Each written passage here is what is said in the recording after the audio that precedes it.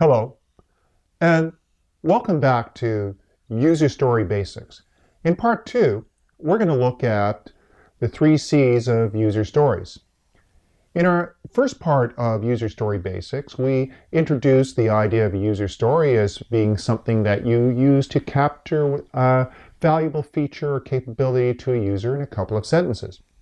And we made the argument that that was important because you could quickly deliver something of value to the stakeholder and get feedback from them so you could determine whether or not you were working in that valuable green or in that wasteful red.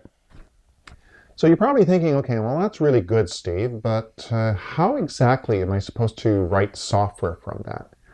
So this is why we'll introduce the so-called three C's of the user stories. Now, the three C's stand for card, conversation, confirmation. The three C's were coined by Ron Jeffries in a blog he posted a number of years ago, but effectively they help us understand how user stories work at capturing something that's valuable from the stakeholder and how we can use them to create software. So the first C is kind of obvious, it's the card. Now, the user stories traditionally were written on either post-it notes or index cards. Most people today use some kind of story writing tool to capture them. But the essence of the idea was that they were on cards, and the cards were easy to manipulate in a backlog, as you can imagine. But there were two key characteristics or benefits from writing these on cards. The first was simply writing it down. Having an idea of what's valuable to you, it sound good to yourself, but the moment you write it down, it made it real. And it's just like writing any other requirement down.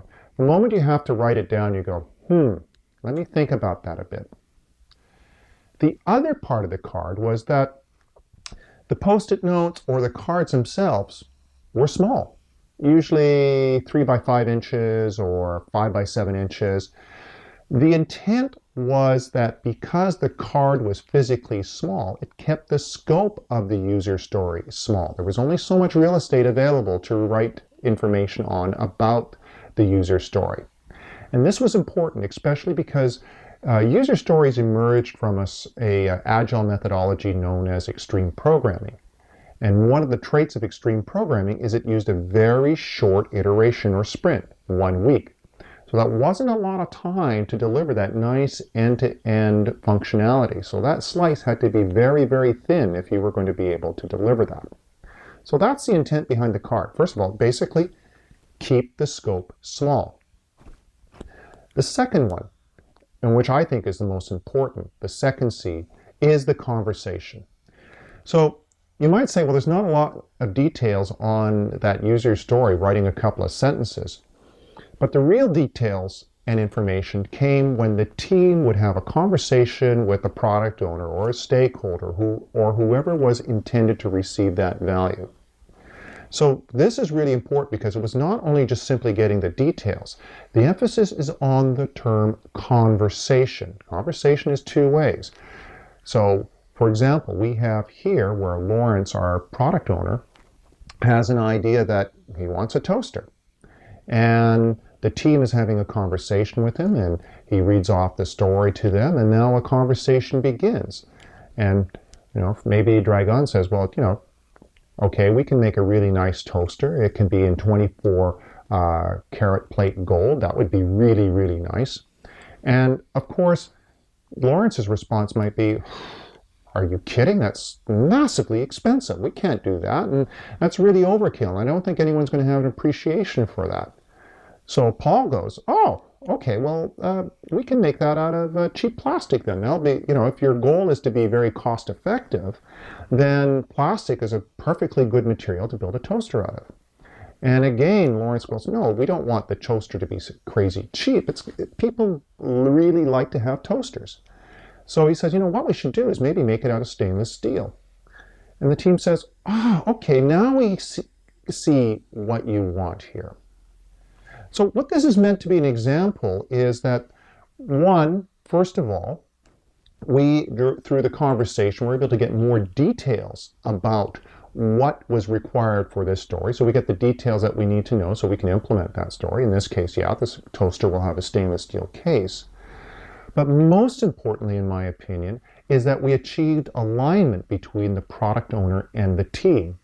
Had we just thrown this story over the wall from Lawrence to the team would look at it and try and interpret it and say, well, maybe we should build an expensive toaster, or maybe we should build a cheap toaster.